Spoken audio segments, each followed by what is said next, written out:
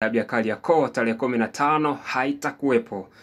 Taarifa ya Simba Sports Club inaashiria ishara ya kwamba tayari wameshafahamishwa na wanajua nini kitakwenda kutokea tarehe 15 ya mwezi Juni, ambapo mchezo huo ulipangwa kupigwa kwa dabi ya Kariakoo. Na taarifa ya Simba ambapo wameitoa kwamba tarehe 15 watapeleka timu uwanjani. Kama hakuna timu itajitokeza, basi wao pia hawatakuwa tayari kucheza mchezo mwingine. Hii imekuwa ni vita ya damu, kwa maana ni ndugu kwa ndugu. Simba Sports Club walilelewa tarehe 8 ya mwezi wa 3 kwa kuahirishwa dabi hiyo, na sasa wamewageuka TFF na bodi ya ligi, na wao wanataka kuwapelekea moto kwa sababu hawatakuwa tayari kucheza mchezo wa dabi ya Kariakoo tarehe nyingine. Tofauti na hivyo, za ndani kabisa ni kwamba tayari kuna mchakato wa kuahirishwa dabi hiyo ipelekwe Juni 24 kama ambavyo Young Africans wamependekeza wao, na mchezo upigwe New Aman Complex Zanzibar na si Benjamin William Mkapa. Hakika hii ni vita tamu kweli kweli. Vita inageuka kutoka kwa Young Africans na TFF na bodi ya ligi,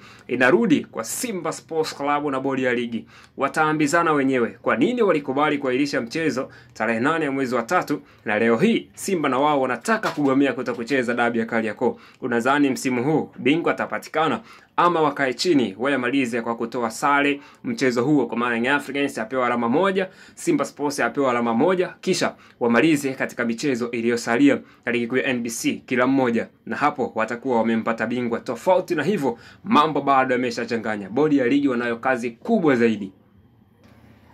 Je, wewe kama mdau wa soka ungependa kushauri nini maamuzi ya busara ya kuweza kumaliza mzozo huo? Simba Sports Club wamenusa hatari mbele kabla, ukiwa zimesaliwa siku 3 tu kabla kuifikia dabi ya Kariakoo. Hii ni ishara ya kwamba hakuna dabi tarehe 15 katika dimba la Benjamin William Mkapa kama ambavyo wengi wanasubiria. Hakuna mwamuzi aliyetangazwa, hakuna vingilio, hakuna anayejua venue rasmi kwamba itapigwa wapi. Mechi hiyo ikiwa Young Africans ndio wenyeji, na wamesusia kutoa chochote kile kuelekea kwenye mchezo huo.